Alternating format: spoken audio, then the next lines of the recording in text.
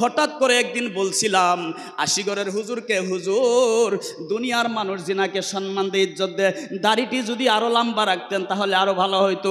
বলতে দেরি আমার হুজুর এমনি করে আমার মুখের মধ্যে চাপা মারে ধরেছে, আমি তো জানলাম না।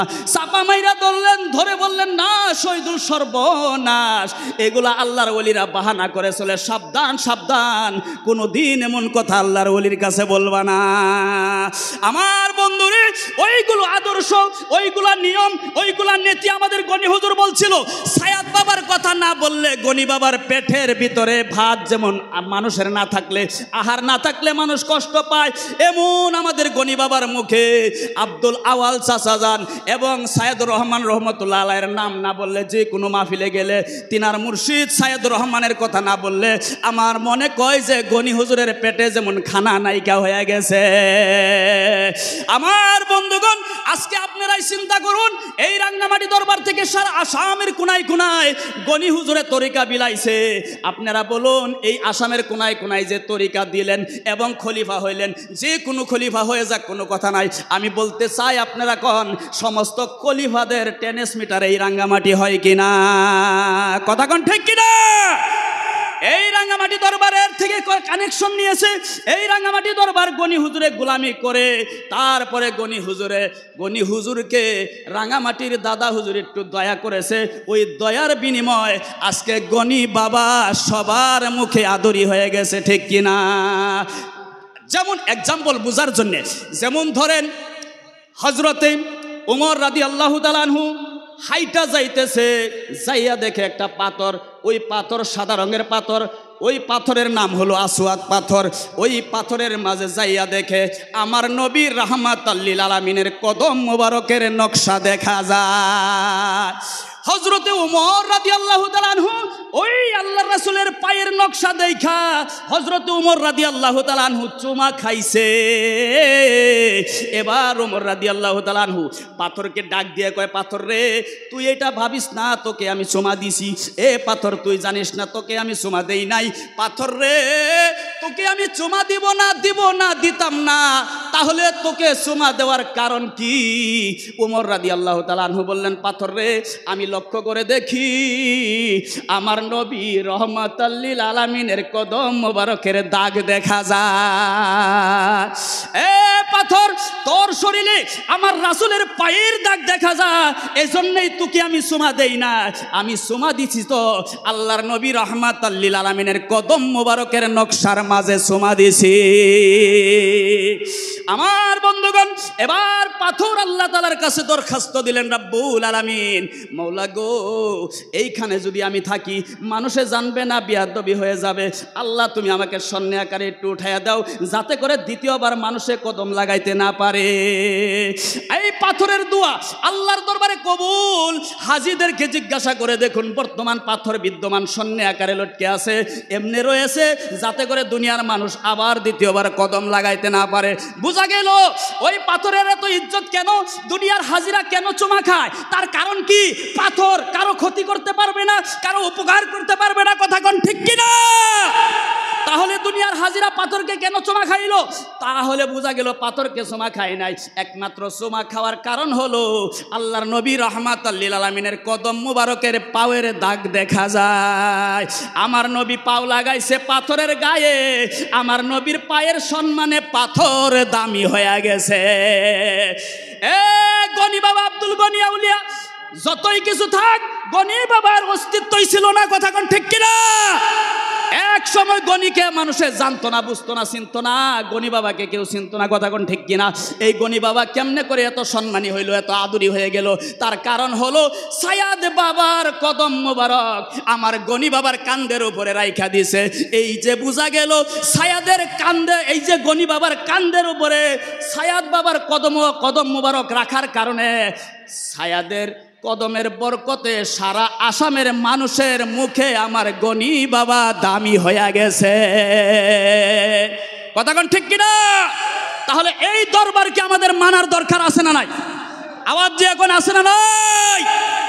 এই দরবার থেকে যারা নাকি মনে মনে ভাববে যে না আমরা এই দরবার থেকে চলে যাই, এই দরবারকে যারা নাকি নেগলেক্ট করবে, আমি এটা কান ধরে বললাম বেশি দিন চলবে না, বেশি দিন চলবে না, দেখবা এই দরবারের মার যদি যার উপরে পড়বে ইহকাল শেষ পরকাল শেষ, দুনিয়ার মধ্যে ইজ্জত নাই সম্মান নাই, সে ধ্বংস হয়ে যাবে। কথা কোন ঠিক কিনা? এটা সেই দরবার, এটা আদবের দরকার। এই দরবার থেকে আমার গনি বাবা কানেকশন নিয়ে কারেন্ট মানুষের বাড়ি বাড়ি দিছে, ঠিক কিনা? আওয়াজ দেখুন ঠিক কিনা? এখানে আছে আমাদের আলহাজ খলিফা তমিজউদ্দিন হাজী সাহেব, তিনি আছে, তিনি এত সম্মানী এক সময় ছিল না, তবে ইনি কেন এত সম্মানী হলো? আজকে গনি বাবা এই দরবার থেকে কানেকশন নিছে, আর গনি বাবা তিনাকে খলিফা দিছে, যার জন্য আমাদের তমিজউদ্দিন আলহাজ খলিফা তমিজউদ্দিন সাহেব তিনিও মানুষের সামনে সম্মানীয় হয়ে গেছে, ঠিক কিনা? আজকে আমার এত সম্মান থাকতো না, কেন থাকলো? এই দরবারে গুলামি করার জন্যে গনি বাবায় কারেন্ট পেয়েছে, ওই কারেন্টের পহরে আমরা থাকার কারণে আজকে দুনিয়ার মানুষ আমাদেরকে ইজ্জত দেয়। কথা কোন ঠিক কিনা? তাহলে বাবা এই দরবারের উসিলা নিয়ে যিনি থাকবে, এই দরবারে যারা গোলামি করবে, একদিন না একদিন দেখবেন গরিবের সন্তানও করুরপতি হয়ে যাবে, করুরপতি হয়ে যাবে, ঠিক কিনা? তো আপনারা হাত উঠায় বলুন, এই দরবারে আমরা চিরদিন যতদিন বেঁচে থাকবো মুনাফিকদের পাল্লাতে আমরা পড়তে চাই না, কোনো বেঈমানদের আলোচনা আমরা শুনতে চাই না। আমরা এই দরবারের গোলামি করে যতদিন থাকবো, চাই গনি বাবার মুরিদ হও, চাই সায়াদ বাবার হও, আব্দুল আওয়ালের হও, কোনো কথা নাই। এই দরবার অল আসামের জন্য ট্রান্সমিটার, এই ট্রান্সমিটারের কারেন্টের লাইন আমরা নিতে চাই কি চাই না? আওয়াজ দেখুন, চাই কি চাই না? হাত উঠায় বলুন, চাই কি চাই না? নারায়ে তাকবীর, নারায়ে তাকবীর। সায়েদ আছে যেইখানে, আওয়াল আছে যেইখানে, সায়েদ বাবা নাই যেইখানে, আওয়াল বাবা নাই যেইখানে, নারায়ে তাকবীর, নারায়ে রিসালাত। আমার বন্ধুগণ, সময়ের দিকে লক্ষ্য রাখতে হবে। হুজুর বলছিল বাবা নিজেই খাইবা, আরেকটা ভাই যে অনহারে আছে তারও চিন্তা করার দরকার আছে, ঠিক কিনা? গতিকে আপনারা যদি বুঝেন এতেই যথেষ্ট, আপনারা যদি বুঝেন এতেই যথেষ্ট। আমাকে আপনারা ভালো করে জানেন, চিনেন, চিনার বাকি নাই। কথাটা এটাই হলো যে এই দরবারে গোলামি যারা করবে তারা একদিন সম্মানীয় হয়ে যাবে। কথা কোন ঠিক কিনা? আওয়াজ দেখুন ঠিক কিনা? তো এই দরবার খামটি মারে ধরে থাকুন।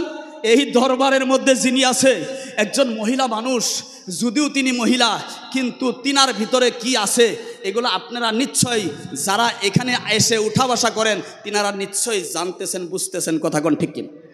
আওয়াজ দিয়ে কোন ঠিক কিনা? তিনার জন্য দোয়া করবেন, আল্লাহ পাক যেন আমাদের আম্মা জানকে সুস্থ রাখে, আল্লাহ পাক রব্বুল আলামিন যেন আমাদের আম্মা জানকে চিরদিন আম্মা জান আমাদেরকে নিয়ে সুখে শান্তিতে চলার জন্য আল্লাহ তাআলা আমাদেরকে তৌফিক দান করে।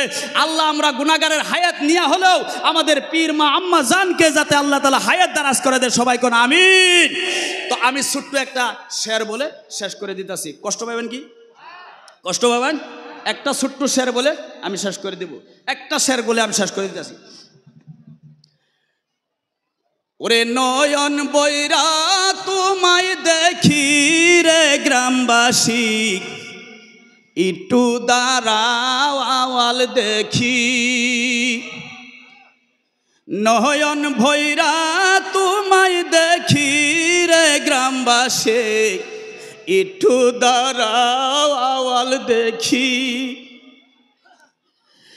ওরে যাইবে বাবা চলিয়া জলসা মাহফিল করিয়া, বিদায় লইলেন আওয়াল কান্দিয়া। ওরে যাইবে বাবা চলিয়া জলসা মাহফিল করিয়া, বিদায় লইলেন বাবা কান্দিয়া। ওরে আর আসব না বাহারি, দেও না বিদায় করি, আর আসব না বাড়ি, দেও না বিদায় করি। ওরে রেজাক সানকে রাইখো যতন করি রে গ্রামবাসী, একটু দাঁড়াও বাবা দেখি। নয়ন ভৈরা তোমায় দেখি রে গ্রামবাসী, একটু দাঁড়াও আওয়াল দেখি। যত ছিল বেমারি আসতো বাবার বাড়ি বেমার দেও ভালা করিয়া, যত ছিল বেমারি আসতো বাবার বাড়ি বেমার দেও ভালা করিয়া। ওরে বিনা পয়সায় ডাক্তারি বাবাই দিত করি,